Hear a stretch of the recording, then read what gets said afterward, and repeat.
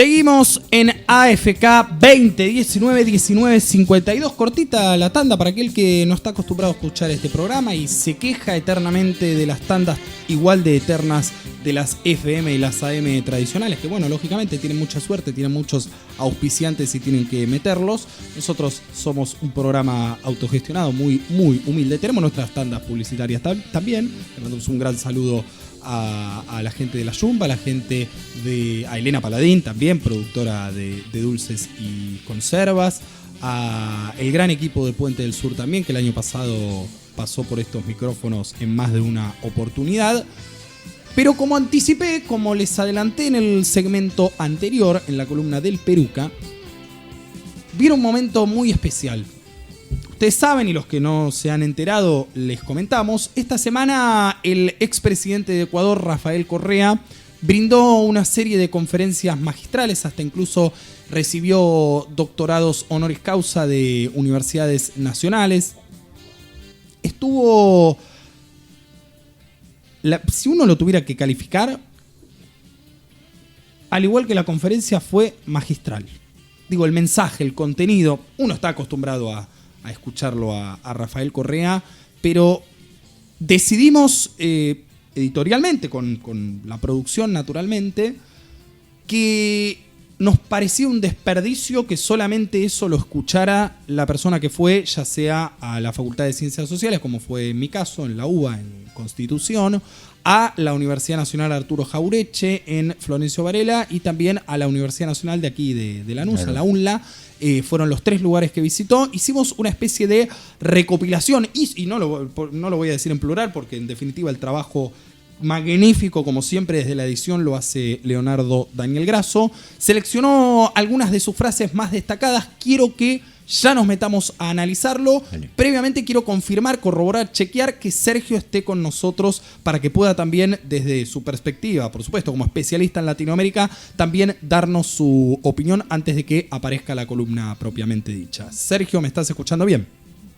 Claramente, compañero. Perfecto. Entonces, si les parece, escuchamos el primero de los audios que, como dije, recopiló Leonardo Daniel Grasso.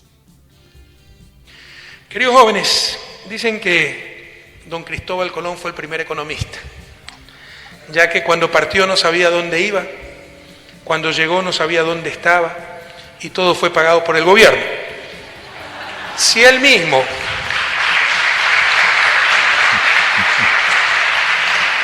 y por eso un autor de mis preferidos, voy a citarlo muchas veces en esta intervención, Alain Rouquier, el director de la Casa América Latina en París, llama a nuestro continente el continente de los malos entendidos, porque incluso cuando nos descubrieron creyeron que habían llegado a las Indias, ¿no?, orientales.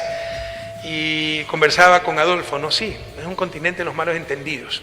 ¿Cómo entender que nos llamamos el continente más cristiano del planeta y somos al mismo tiempo el más desigual? Es una contradicción inexplicable. Pero bueno, si don Cristóbal hubiera sido economista, o si un economista hubiese venido con él cuando los europeos descubrieron, entre comillas, América, en 1492, habría concluido que lo que hoy llamamos América Latina se iba a desarrollar más rápidamente que América del Norte. Si bien en ambas regiones abundaban los recursos naturales, en el sur ya existían sociedades bastante consolidadas y con sorprendentes conocimientos tecnológicos, como los incas, los mayas, los aztecas. Todos conocemos que ocurrió exactamente lo contrario. En esta primera parte, Rafael Correa empieza a explicar, por supuesto, esto es parte de una charla más extensa y seguiremos, pasando audios, pero empieza a explicar la génesis de la destrucción de América, de la destrucción y de la generación de inequidades que antes no existían. Y con datos. Pero y con datos, y aparte con la oratoria, ¿no? Vuelvo a lo mismo, ya no le estamos diciendo nada nuevo al oyente diciéndole que Correa es un magnífico orador, pero bueno, quiero escuchar a Sergio, después por supuesto vamos a seguir oyendo más. Contame qué te pareció esta primera parte. No, creo que es una descripción que si lo llevamos si ponemos, digamos, los actores del presente, vemos que sucede exactamente lo mismo, ¿no? Como suceden las cosas acá en esta región, vemos que de alguna manera los actores son muy parecidos y las consecuencias son las mismas, ¿no? De los actos que se realizan. Vamos, si les parece, con un poquito más. Vamos a estar así, ¿eh? Miren que tenemos bastante, si mal no estoy, la producción, Graso particularmente, en representación de la producción, recopiló 13 piezas. Escuchamos hasta ahora la primera, vamos con la número 2. ¿Por qué en un mismo continente la América del Norte del Río Grande se desarrolló y la del Sur no? ¿Por qué en una misma isla o península observamos fuertes contrastes de desarrollo? ¿Por qué en un mismo asentamiento urbano, pero en dos países, podemos tener diferenciales de renta de 3-1? Y a través del tiempo, ¿por qué Europa se volvió mucho más rica que China? ¿Por qué países que fueron relativamente ricos en el pasado, hoy son pobres y viceversa? ¿Qué pasó? ¿Qué sigue pasando? Se trata del enigma del desarrollo y su solución no se encuentra en bellas teorías supuestamente generales, peor aún, en sofisticados modelos matemáticos. La mejor maestra es la historia. Si queremos imitar experiencias de países desarrollados, hagamos lo que hicieron para desarrollarse o lo que hacían cuando tenían nuestro nivel de desarrollo y no ahora que son los campeones mundiales de competitividad. Esto es uno de los errores más frecuentes en el análisis del desarrollo. Como sostiene el historiador económico Paul Bairoch, es belga, entonces es uno de mis historiadores favoritos, ya falleció. Si yo tuviera que resumir la esencia de lo que la historia económica puede ofrecer a la ciencia económica, sería que no hay leyes o reglas en economía que sean válidas para todos los periodos de la historia o para todo sistema económico. Queridos jóvenes, los procesos de desarrollo son irrepetibles. Más aún en nuestra condición de países no solamente subdesarrollados, sino mal desarrollados, con contrastes terribles. Con el mal desarrollo, la principal restricción no es la externa, como nos lo proponían el estructuralismo y la teoría de la dependencia, sino las terribles contradicciones económicas, sociales, políticas y culturales al interior de nuestros países. ¿Qué tienen en común los sin tierra brasileños con el ejecutivo que utiliza todos los días un helicóptero en los rascacielos de Sao Paulo, una de las ciudades con mayor uso de ese medio de transporte en el mundo? No existen teorías generales. Peor aún, el absurdo neoliberal en el que se considera el desarrollo como un proceso prácticamente espontáneo, al que se llega de forma natural una vez que se han removido los supuestos obstáculos para que funcione el mercado. El desarrollo es una construcción social, consciente, deliberada, esforzada, persistente y obviamente inteligente, o debe ser inteligente. Los países subdesarrollados estamos condenados a encontrar nuestras propias respuestas. Esto es maravilloso, porque básicamente lo que interpreto yo, digamos, ustedes ahora abrimos la palabra, y por supuesto los oyentes del otro lado, Instagram, YouTube, WhatsApp, donde quieran pueden hacer su aporte, está diciendo la crítica que de algún modo todos nosotros hacemos en la actualidad a aquella persona que se le ocurrió que con el mismo libro, con la misma receta que alguna vez funcionó hace muchísimos años en un país determinado, va a ser la receta mágica que va a sacar a todos los países del mundo con sus características diferentes, no solo en un continente, porque puede ser algo que estuvo bien aplicado y funcionó en Estados Unidos, pero nos vamos a Canadá y puede que no se aplique, nos vamos a México y puede que no se aplique igual, digamos, es así. No hay una sola respuesta, una sola salida, un solo camino al desarrollo. Es un proceso que naturalmente se da, o mejor dicho, no se da naturalmente, si no se tienen en cuenta las características, como bien digo, particularidades de cada región, de cada latitud, de cada país, hasta incluso podemos hablarlo acá en la Argentina de provincias. Sí, totalmente. Muy interesante la frase, estamos condenados a buscar nuestra propia solución, ¿no? Justamente en reflexión a lo que estabas diciendo vos, que nosotros tenemos que justamente buscar nosotros nuestra propia receta en cada país latinoamericano. No puede ser que utilicemos una receta, como decías, que venga de otra latitud o de otra zona o con otras características o de otro país o de, no sé, hay miles de variantes en cada lugar y seguramente el resultado va a ser distinto. Es lo que pasó acá. Me encanta, ¿no? La receta neoliberal de que todo va a ser mágico, la teoría del derrame. Pero bueno. Yo creo que de alguna manera, ideológicamente, para enfrentar aquel libro que señalaba hipotéticamente Rodri, para usarlo en todos lados, acá en el continente, en la Patria Grande, hace poco, no hace mucho, hace un par de años atrás, estuvimos muy cerca de conseguir nuestras propias soluciones. El Mercosur nos las daba. O sea, negociando entre nosotros, capacitándonos entre nosotros para enfrentar lo que dice de alguna manera Correa con gran sabiduría y con gran realidad. El crecimiento del río Grande para el norte, en contra de la pobreza de este lado, ¿no? Y perdóname. No, dale. Pensé que querías decir algo. Dale. Yo creo que una de las formas de encontrar la salida a nuestras propias soluciones es fortalecer otra vez el Mercosur. Vos sabés que, esto iba a decir, es tan claro lo que está diciendo José y es tan así que el propio Rafael Correa, no sé si esa parte llegamos a recortarla, pero cuando finaliza su exposición, esto hasta ahora es una conferencia, una exposición, se hacen 3 o 4 preguntas y una de ellas tenía que ver con UNASUR. Y él da un ejemplo clarísimo, dice, te voy a poner un ejemplo claro, básico.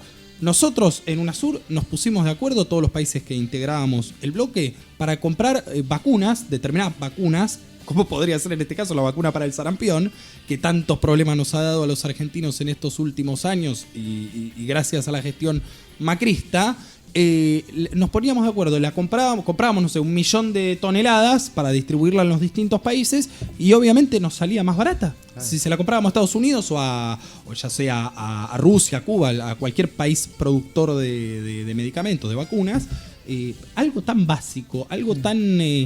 digamos, y no la ven, no la ven los referentes de la derecha latinoamericana, no la ven. Sí la ven. No. Sí la ven, lo que pasa es que no quiere... A ver, Sergio. Creo que, con respecto a lo que decías vos, creo que la cuestión no es que no la ven. Claro. Tiene que ver con qué intereses defienden Ah. y por qué no la quieren ver. Claro. Porque creo que hay una... No es pasivo esto de no hacer este negocio de vacunas con los demás países. Tiene que ver con que esa pasividad para no hacer la compra comunitaria, que es lo que se está planteando en este caso, Claro. es porque de alguna manera sus intereses se verían perjudicados. Uh-huh. Porque lo que hay que tener en claro es que la derecha en la región lo único que persigue son intereses individuales y no intereses colectivos. Yo creo que esa es una de las definiciones que me parece que nos falta entender a gran parte de la región.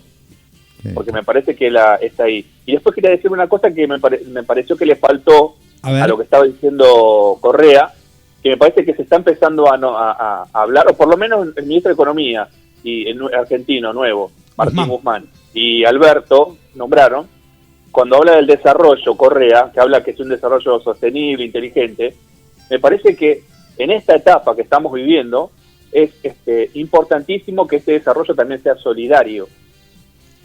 Porque me parece que la palabra que tenemos que empezar a abordar más es esto de la solidaridad. Porque creo que hay una parte de la sociedad que no entiende que si no nos desarrollamos como comunidad, es imposible que se desarrolle la comunidad entera. Por eso es importante para mí, me parece, que el desarrollo también tiene que tener una gran cuota de solidaridad.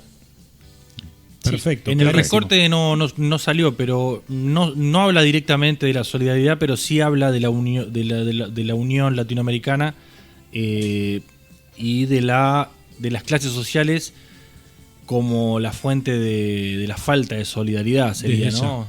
Claro, porque yo creo que la solidaridad es importante, mejor si es voluntaria, pero si no puede ser la voluntaria, el Estado tiene que encargarse de que esa solidaridad se cumpla. Plomo. Bueno, no, escúchame, por lo menos no estamos en la etapa de plomo. Dijimos al comienzo del programa, y Sergio lo mencionaba recién nombrando a Guzmán, que vamos a enviar, y de hecho la encuesta del día de hoy, muchachos, que el gobierno va a enviar una ley que se llama de solidaridad y reactivación productiva, pero que básicamente es cobrarle más impuestos a los ricos para poder pagar y compensar un poco la pérdida salarial y la pérdida de poder adquisitivo real de las clases bajas. Es eso, lisa y llanamente. Seguimos escuchando a Rafael Correa en AFK. Sergio, ¿querías decir algo más? No, que quería marcar esa parte que me parece que es muy importante para los tiempos que corren. Sí. Desde ya. Cuarta parte, dale. En función del ingreso por habitante, Latinoamérica puede ser considerada la clase media mundial, pero también es la región más desigual del planeta. La pobreza no es fruto de la escasez de recursos, sino de la exclusión producida por sistemas económicos y estructuras de poder donde históricamente unos pocos dominan a muchos. En la mayor parte de lo que hoy es Latinoamérica, no se exterminó a los pueblos originarios, como en Norteamérica, pero los marginalizaron, y desde la colonia se organizó un orden social de acuerdo con el color de la piel.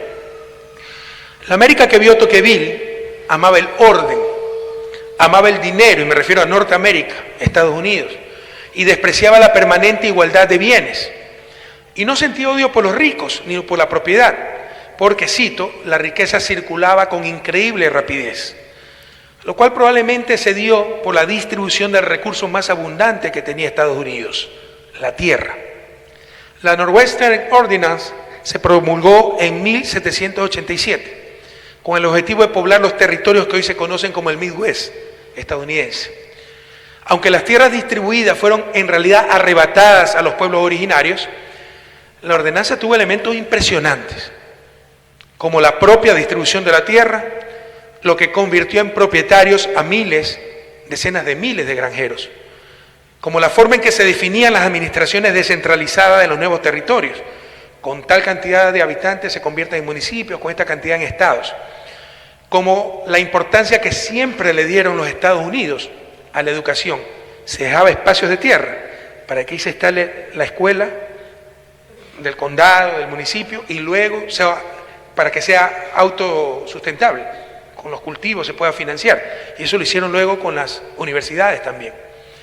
En 1862, y en plena guerra civil, se promulgó otra ley igualmente sorprendente, llamada Homestead Act. Eso es el acta de los granjeros o de las granjas, que duró hasta 1976, excepto para Alaska, donde continuó 10 años más. Mientras estuvo en vigencia, la ley otorgó 1.6 millones de títulos de propiedad y repartió gratuitamente cerca del 10% del territorio de Estados Unidos. Un siglo después, el presidente John F. Kennedy la llamó, cito, probablemente el mayor estímulo individual que jamás haya promulgado para el desarrollo nacional. Sin duda, la distribución de la tierra fue un factor decisivo para definir la estructura de poder y la propia cultura estadounidense. En todo el norte de Estados Unidos, la esclavitud era ilegal desde inicios del siglo XIX, y sus economías eran claramente más avanzadas que las del sur esclavista. Temprana y brillantemente, Tocqueville entendió que la explotación laboral y su caso extremo, la esclavitud, son algo perjudicial para el desarrollo, porque aportan a la acumulación, pero no a la innovación, el verdadero motor del crecimiento en el largo plazo. Esto es buenísimo porque básicamente le explica a alguien que no lo sabe, digamos, a alguien que no tiene conocimiento, que lejos de ser un motivo de orgullo para los argentinos y las argentinas que media Patagonia sea propiedad de dos tipos, ahí está una de las principales razones de la inequidad social que tenemos hoy. Porque habla del acceso justo a la tierra, que vieron que en la campaña se habló, Juan Grabois dio el tema de la reforma, tiró el tema de la reforma agraria, de distribuir la tierra, de expropiarle la tierra, digo, y eso como que se banalizó, los medios de comunicación lo dijeron, ven Grabois, piquetero, le va a venir a sacar las tierras, pero fuera de chiste, y esto sin ánimo de convocar a nadie a que vaya a dispararle a Benetton o a Lewis, no, yo no lo dije. Si quieren hacerlo, háganlo, pero yo no me hago cargo. ¿Por qué nos pones ese pensamiento? Sí, no tendría que haber dado los nombres, pero digo esto. Ahí está parte, entiendo que no todo, no completa, pero digo parte de la injusticia en la Argentina, pero también en América Latina, porque hay muchos, lamentablemente, grandes capitalistas que han comprado territorios donde, no seamos ingenuos, no es que van a la Patagonia porque es lindo, porque sí, mirá, los siete lagos, la ruta de los 7 lagos, no, está el agua dulce, están los recursos naturales de todos nosotros, de todos los latinoamericanos y de la patria grande. Pero fíjate vos, y ahora le damos el paso a Sergio o al que quiera continuar, que cuando fue acá la famosa mentira de la campaña del desierto, que fue el robo del desierto, sí. No existe en ninguna parte del mundo que haya gente que se haya quedado con 1 millón de hectáreas o 500.000, no existe. La cosa fue, como en Estados Unidos, se repartió de manera tal que todo el mundo pudiera acceder un escalón más arriba. Acá se repartió de manera tal que 10 personas accedieran a un escalón y 1 millón bajaran 40 escalones. Por eso está bueno el ejemplo que da del sur con el norte, porque el sur tenía esclavos y concentraba las tierras en un grupo selecto de gente, y eso generaba acumulación y no generaba crecimiento. O sea, lo que generaba crecimiento era que todo el mundo pueda tener tierras y trabajarlas. Y sí, imagínate si todas las hectáreas que tienen, no quiero tirar nombres ahora, pero los patricios hubiesen sido repartidas por todos, no estaríamos con los problemas que tenemos ahora. No sé qué piensa usted, Sergio. No, creo que el análisis que hace y la explicación histórica de cómo hoy Estados Unidos llega a ser potencia, creo que de alguna manera clarifica el porqué cada vez que algún dirigente político de izquierda o peronista habla de una reforma agraria, habla de equidad, hay un sector de la sociedad que se pone realmente se preocupa mucho y se pone muy tensa, porque entiende que la solución a la desigualdad, a la pobreza y a los problemas que tiene la sociedad argentina tiene que ver con esto. Y esto, a ver, no es para tirarles laureles a Moreno, pero Moreno hace mucho tiempo que es de las 1000 familias que son el problema de la Argentina, y está relacionado directamente con esta concentración de tierras, ¿no? Me parece que está ahí entender el porqué de lo que nos pasa. De Rensis estaría orgulloso por esta cita que hace por el piropo a Moreno. Otro que debe estar enojado por el resultado de Independiente. Dicho sea de paso, ganaba 2-1, ganaba 2-1, perdió 3-2 sobre la hora. Pero, a ver, dale. Una aclaración con respecto a esto de las tierras. Dale. Esto, el tema de que haya más propietarios de tierras, no tiene que ver solamente con una cosa de desarrollo económico. Tiene que ver con la capacidad de adquirir más recursos para poder desarrollar así lo que es el núcleo familiar, para acceder a una mejor educación y tener más oportunidades. No es solamente para cultivarla, sino para adquirir recursos para poder desarrollarse de otra forma también. Por eso es tan importante que se armen barrios y que tengan una escuela, por ejemplo. Y creo que ahí está, digamos, un poco lo que ocurre en nuestra sociedad, ¿no? Que cuando vemos, por ejemplo, en la gestión anterior, cuando vemos el presupuesto que asignaba a cada uno de los ministerios o en su defecto secretarías, cuál era el nivel de importancia que le daba a cada cosa, ¿no? Sí. Acá se fundaban los pueblos y lo primero que ponían era una iglesia, pero no para enseñar a la gente, sino para someter. Claro. Para someter. Una iglesia y una comisaría. Exacto.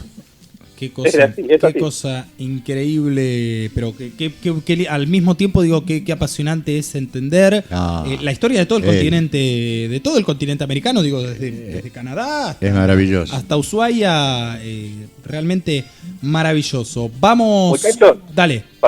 Una cosa para entender y saber. Por ejemplo, la Argentina, Australia, Canadá, en 100 años atrás, estábamos en las mismas condiciones económicas y digamos, parados en el mismo lugar, sí, de largada. Sí. Bueno, esos países pudieron desarrollarse de otra forma. La Argentina no lo pudo lograr. La diferencia que hace a estos tres países, por qué se desarrollaron Australia y Canadá y la Argentina no, tiene que ver con que Australia y Canadá sí llevaron adelante la reforma agraria, claro, cosa que la Argentina no. Estamos hablando de que tenían la misma economía, digamos, la misma situación, el mismo punto de largada.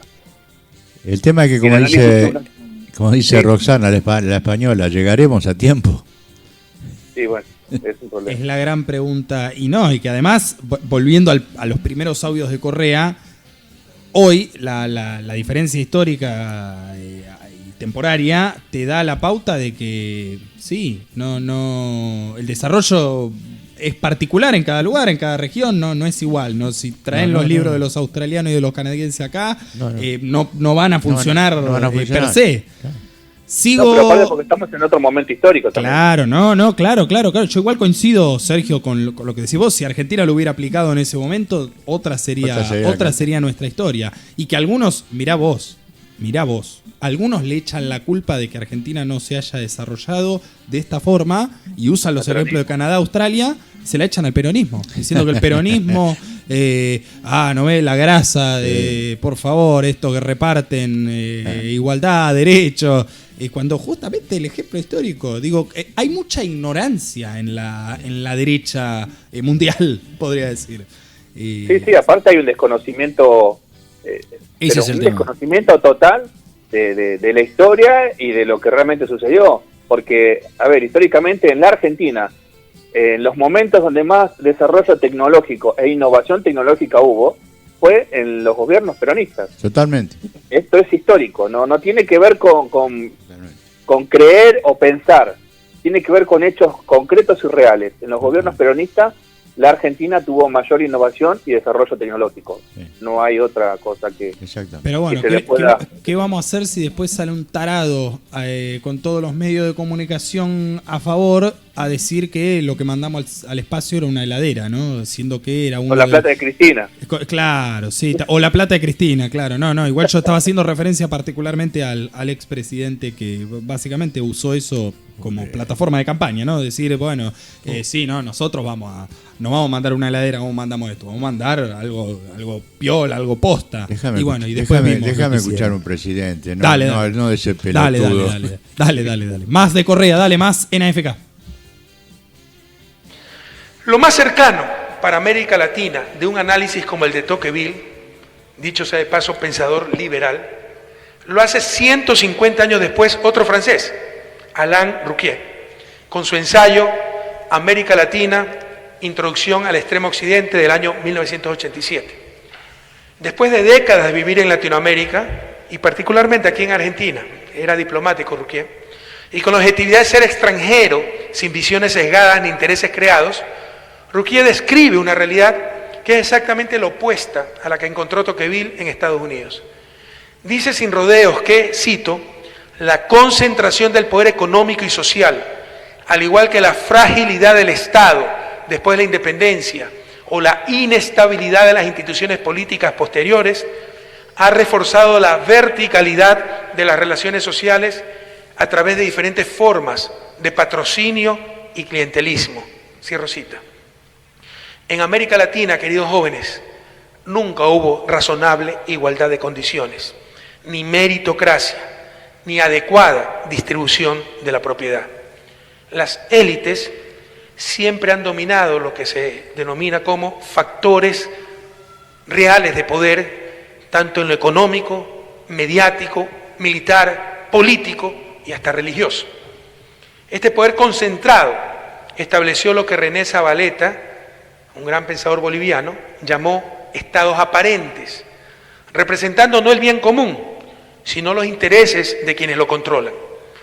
De igual manera configuró una cultura hegemónica, donde las élites latinoamericanas, más allá de la bondad o maldad de sus miembros, están convencidas de que así debe ser. Pero lo más triste es que los pobres también lo creen, muchas veces, logrando así la legitimación social de estas relaciones verticales y excluyentes, lo que Ruquía llamó el pacto de dominación. A Evo, queridos jóvenes, no lo persiguen por indio. En eso no coincido con él. Que el problema es el racismo, que es indio, etc. Por supuesto que existe racismo. Pero si se hubiera sometido a las élites bolivianas y a los factores reales de poder, sería el indio bueno, poco menos que el buen salvaje. Las élites bolivianas jamás lo dejarían entrar en sus casas, por supuesto, pero lo apoyarían, o al menos lo tolerarían si hubiese sido funcional al sistema. A Evo lo persiguen por querer romper el pacto de dominación que por siglos ha mantenido en la exclusión a las grandes mayorías bolivianas.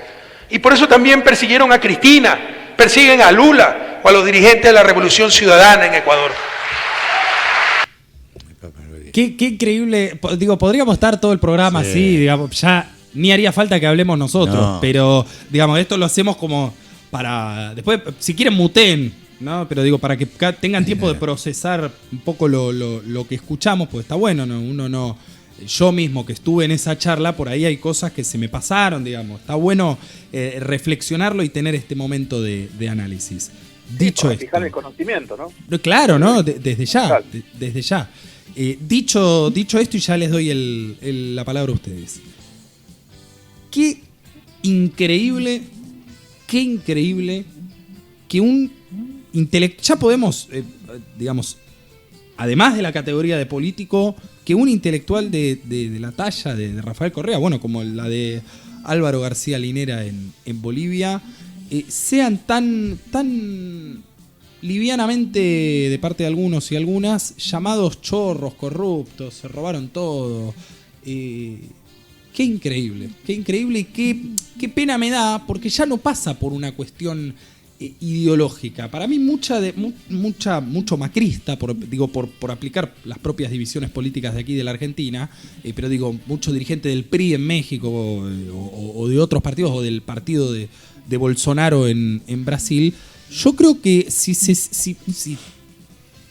se da el ejercicio de sentarse de la misma forma que estamos nosotros, a escuchar sin ningún tipo de preconcepto, yo creo que aprendería mucho y nos demostraría que las salidas vienen más por este lado que por Bolsonaro, que por Piñera, que por Iván Duque en Colombia. Digo, que agarren los libros que no muerden. Por eso mismo. No, pero me parece que hay una cuestión que la estamos obviando, que tiene que ver con los intereses. ¿Sí? Yo creo que esto lo conocen, lo saben, lo han estudiado, pero creo que los intereses económicos persiguen son mucho más fuertes que esto que a nosotros nos vislumbra.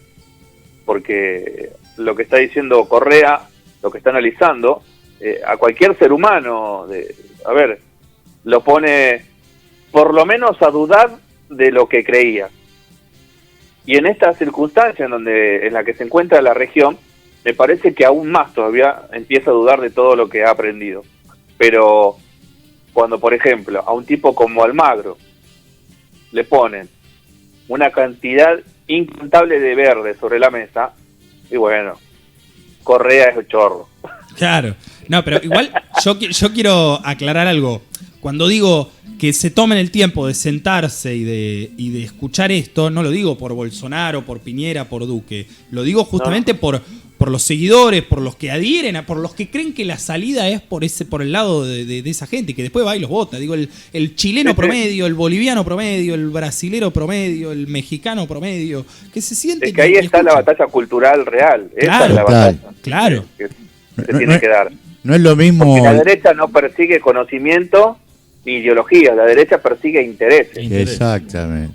No es lo mismo una persona, un universitario que se formó en una universidad privada que va, digamos, bajando línea para conseguir lo que vos estás diciendo, y que estoy de acuerdo con vos, el tema de los intereses, a un muchacho, un compañero, un compatriota, un latinoamericano que vaya a una facultad pública, claro, como tenemos ahora. Es otra la preparación, y otra va a ser, ya no va a ir, quizás sí sobre los intereses, pero los intereses en general. No, y además volvamos, José, a algo que me parece central, porque en los últimos 2 programas estamos hablando mucho de educación y me parece muy bien, y particularmente de educación universitaria, terciaria, ya no solo universidades que sean públicas, porque hay universidades públicas muy digamos, como la UBA, como la Universidad de Córdoba, digamos, las más antiguas, pero que de algún modo tienen todavía en sus raíces bases muy tradicionalistas y bases, digamos, que... Conservadoras. Conservadoras. Claro, conservadoras, exactamente, esa misma palabra. Por eso, el cambio cultural que significó aquí en la Argentina y el cambio de paradigma, la creación de las universidades del Bicentenario, a eso me refiero, digamos, universidades emplazadas, porque la Universidad Nacional de Burlingame, la de Avellaneda, mismo las de las provincias, no están emplazadas en cualquier lugar. Están emplazadas en los lugares donde tiene que haber una universidad de ese lugar, digamos, que el hijo de un obrero o digamos, el hijo de una persona que trabaja en el campo en Formosa o en Santiago del Estero pueda educarse en su provincia, que de esto habló mucho Alberto Fernández en su campaña, no solo con respecto a la educación, y aprenda y aplique los conocimientos en su territorio, en su provincia. Esa es lo único que nos va a dar un país, número 1, más federal, y número 2, más igualitario, y más, aparte, imagínense, ¿no? La potencialidad que puede tener un país con tan distintas características, recursos, que se especialice cada una de las poblaciones que tiene mejor acceso a esos recursos. Yo creo que Argentina tranquilamente podría estar hoy entre las potencias del mundo, y perdónenme si alguien del otro día me dice, no, vos no entendés nada. Nada, todo el mundo, hasta en Europa, viene acá y dice, pero tienen los 4 climas, tienen cuántas cosas que tienen los argentinos. Una pena que, bueno, que Lewis y Benetton tengan media Patagonia. Seguimos con más Correa, increíble, maravilloso, gran momento de AFK, espero que lo estén disfrutando también. Si te parece, Leo, para que no se haga tan extenso el bloque, démosle de largo a todos los que nos quedan, todos los audios que nos quedan, y después hacemos un cierre final de la columna. ¿Les parece? Acá queda justo la parte política, que es la parte que dio la UNAG. En la UNAG. Acá terminamos, hasta la última, terminamos lo de la UBA, lo de sociales. Ahora vamos con la UNAG. Dale, perfecto. Escuchamos todo de una y después volvemos. El gobierno de Hugo Chávez tuvo que soportar en abril del 2002 un fallido golpe de Estado, pero es realmente desde el 2008 cuando se intensifican intentos no democráticos de acabar con los gobiernos progresistas, como fue el caso de Bolivia en el 2008, Honduras 2009, Ecuador 2010, Paraguay 2012 y ahora nuevamente Bolivia 2019. 5 intentos de desestabilización, 2 de ellos exitosos, Honduras y Paraguay, uno sangriento que todavía está en marcha, Bolivia, y todos contra gobiernos de izquierda. A partir del 2014, y aprovechando el cambio de ciclo económico, se derrumban los precios de los commodities especialmente, pero no únicamente, el precio del petróleo, pero también se derrumba el precio del oro, el precio del carbón, etc. Aprovechando ese cambio de ciclo económico, estos esfuerzos desarticulados de desestabilización se consolidaron y conforman una verdadera restauración conservadora, como la llamamos en ese momento, con coaliciones de derecha nunca vistas, apoyo internacional y abundancia de recursos que contrasta con la escasez de sus escrúpulos. Así empezó el acoso y boicot económico a Venezuela. Vino el golpe parlamentario en Brasil. Se perdieron las elecciones presidenciales en Argentina. Se dio la traición de Lenín Moreno en Ecuador y comenzó a utilizarse la judicialización de la política, el lawfare, como nos lo demuestran los casos de Dilma, de Lula en Brasil, de Cristina en Argentina y del vicepresidente Jorge Glass en Ecuador. Los esfuerzos para destruir cualquier intento de verdadera integración, como UNASUR, como CELAC, también son evidentes e incluso descarados. En Sudamérica, en los actuales momentos, tan solo quedan 3 gobiernos de corte progresista. Venezuela, Uruguay, donde el Frente Amplio perdió las elecciones contra la derecha y entregará el poder en marzo de 2020, y felizmente está ahora Argentina. Los ejes de la restauración conservadora, ¿no?, perfectamente articulada regionalmente, se fundamenta sobre todo en 2 patas, si queremos llamarlo, 2 ejes. El supuesto fracaso del modelo económico de izquierda y la pretendida falta de fuerza moral de los gobiernos progresistas. Por el contrario, Argentina, me refiero al gobierno de Macri, tuvo toda la ayuda del Fondo Monetario Internacional, cuya cartera se concentra el 60% solo en Argentina, algo que por primera vez en historia se ha visto. Y de hecho, Argentina tiene poder de negociación, ¿eh? Porque si decide ciertas cosas, el problema es para el Fondo Monetario Internacional, ¿eh? Bueno, entonces buscan un caso, una acusación de mucho impacto y poco sustento, luego viene un bombardeo mediático que aniquile el apoyo que pueda tener la víctima escogida, y finalmente el ser culpable o inocente será un detalle irrelevante para jueces presionados política y mediáticamente, que ya no buscan la verdad, sino tan solo razones para condenar, porque se mueren de miedo del linchamiento mediático y porque la sentencia ya fue establecida por los medios de comunicación y la opinión pública, entre comillas. Y los medios son capaces de lograr que hasta la gente más noble aplauda la peor canallada. En resumen, compañeros, se buscó perversamente destruir no solo el modelo, la economía es un fracaso, sino también los logros alcanzados por el progresismo, sobre la base de amplificar y generalizar. O sea, como no pueden negar las carreteras, pero hubo sobreprecio. Como no pueden negar las escuelas, sí, pero aquí recibieron coima. Entonces tratan de delegitimar los logros y obviamente el modelo. Sobre la base de amplificar y generalizar problemas prácticamente ineludibles en el ejercicio del poder. La izquierda regional, queridos compañeros, el progresismo, enfrenta los problemas de ejercer o haber ejercido el poder de forma exitosa, pero desgastante. Es imposible gobernar comentando a todo el mundo. Steve Jobs decía, si usted quiere contentar a todo el mundo, no sea líder, vende helados. Más aún cuando se requiere tanta justicia social. Cuando se es la izquierda del 3%, en permanente oposición, sin vocación de poder, acostumbrada a protestar y no a proponer, no se entiende lo que es tener que gobernar en adversas situaciones económicas o enfrentar traidores que sucumbieron ante la tentación del poder y el dinero. Es claro que la única batalla que no puede perder el progresismo es la batalla moral. Pero un gobierno honesto, como ya se los dije, no es el que nunca sufrió casos de corrupción, sino aquel que nunca los toleró. No comprender esto confunde a mucha militancia y resta unidad y vigor a los movimientos progresistas, desmoralizándose ante el primer inconveniente y muchas veces otorgándoles a los opositores una razón que nunca tuvieron. Nos afectaron moralmente. Hubo gente que se alejó, a Lula se le alejaron, porque yo puedo pelear cuando están persiguiéndolo, torturándolo por sus ideas socialistas, pero por corrupción, no, yo soy demasiado puro, no tengo que mezclarme ahí, ¿no? Pero además nos ganan tanto la moral que dicen, hicimos algo mal, y por supuesto que hemos hecho muchas cosas mal, pero jamás hemos cometido el error fundamental. Siempre hemos estado del lado correcto de la historia, compañeros.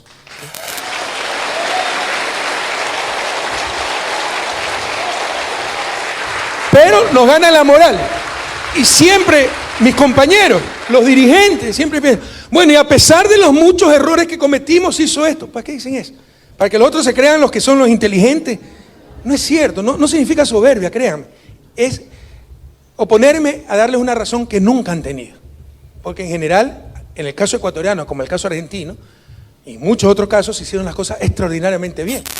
Pero como Messi, si juegas 3 partidos por semana, si nunca jugaste un partido no va a fallar ningún gol. Bueno, si juegas 1 o 2 partidos por semana, algún rato vas a fallar, así seas el mejor jugador del mundo, como Lionel.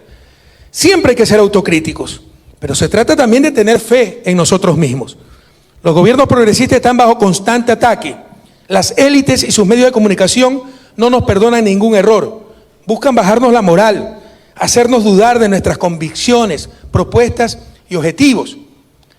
Para la izquierda purista, sería bueno entender que toda obra trascendental va a tener errores y contradictores, pero también deberían entender, como decía San Ignacio de Loyola, deberían comprender que en una fortaleza asediada, cualquier disidencia es traición, compañeros.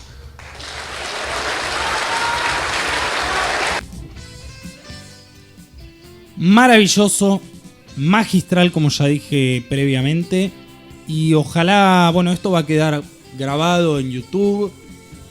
Oyentas, por favor, los que lo han escuchado aquí en AFK, díganle a sus conocidos, a sus contactos, a sus amigos, piensen como piensen, porque esto, insisto, para mí tiene que ser algo que supere la grieta. Tenemos que derribar mitos, y en esto coincido con Sergio, digamos, en definitiva esa es la batalla cultural.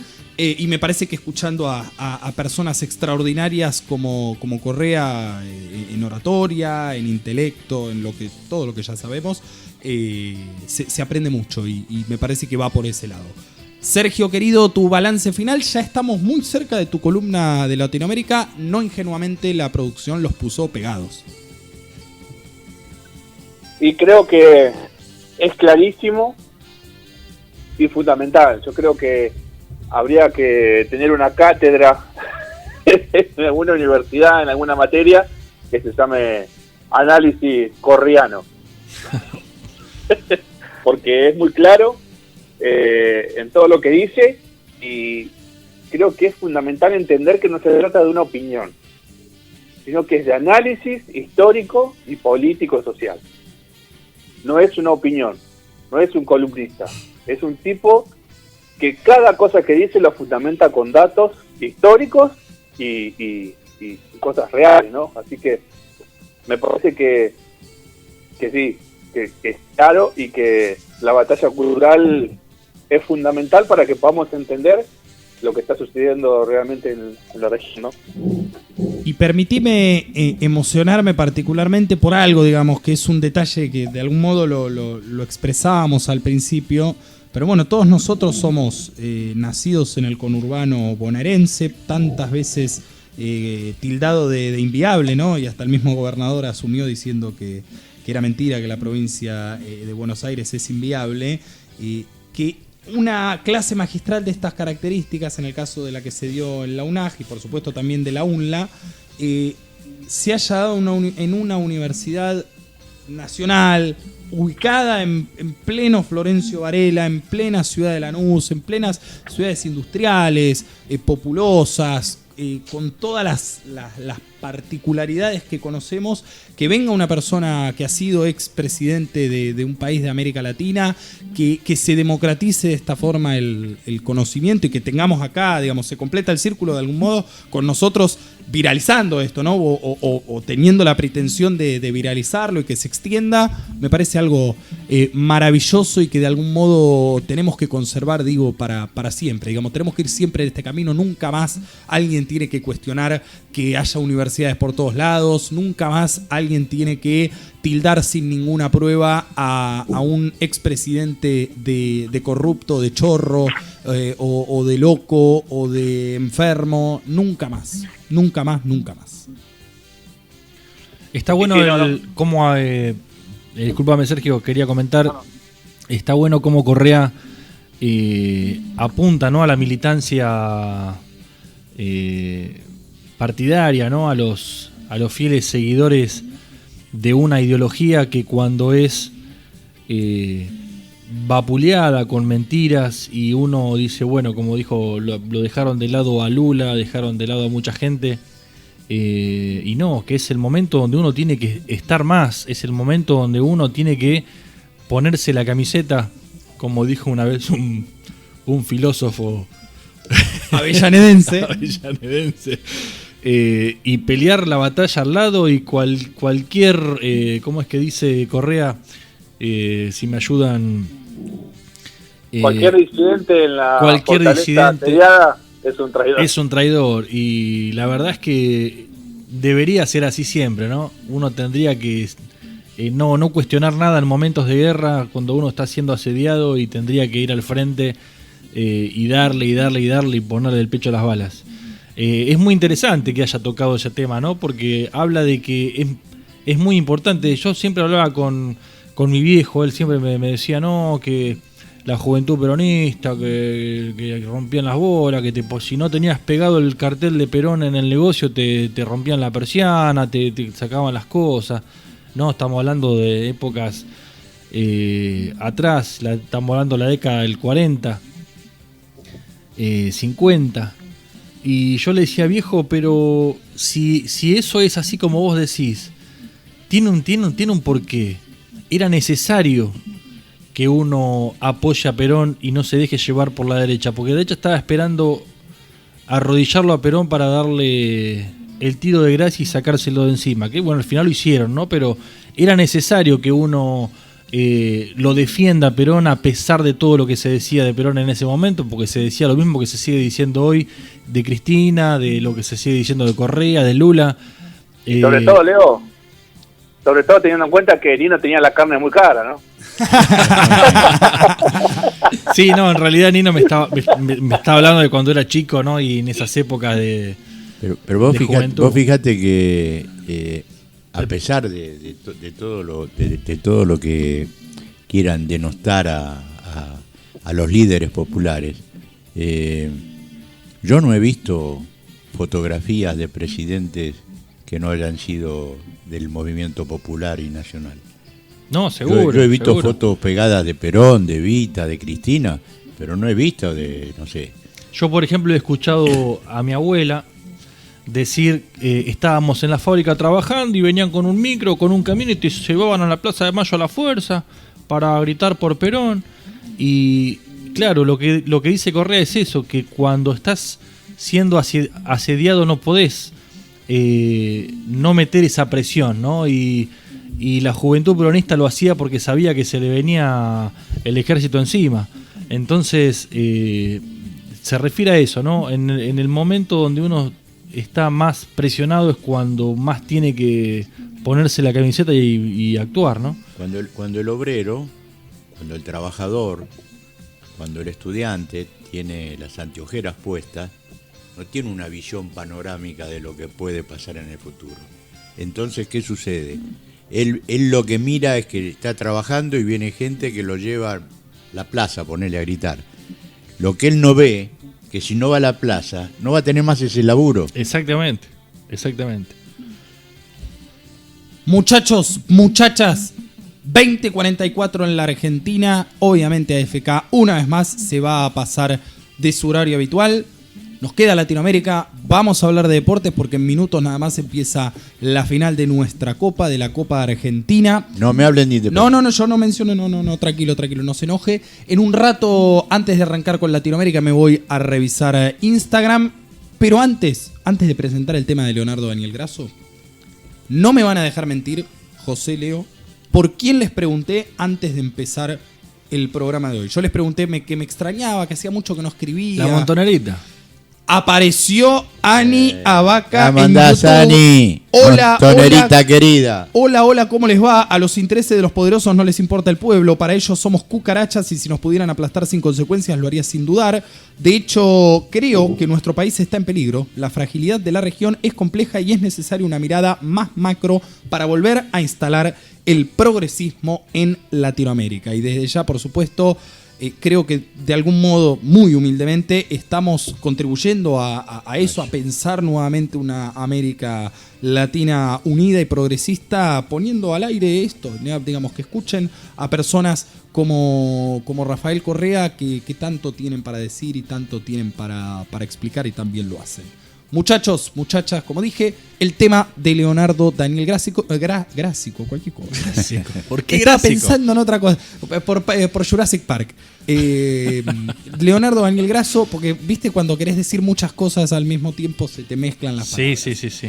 Extraordinaria manera, digo, por el contexto de quedó hermoso que hayas elegido este tema, porque la noche hermosa que estamos teniendo, el contexto de reflexión, el contexto, por supuesto, aquí seguimos de celebración en la Argentina por la asunción del nuevo gobierno. Extraordinario tema elegiste, por favor, presentalo y vamos a él. Temazo, una gran cantante, Adriana Varela, y el tema de Carlito Gardel. Volver. Vamos, volvemos. Lo escuchamos y ya volvemos con más AFK 2019.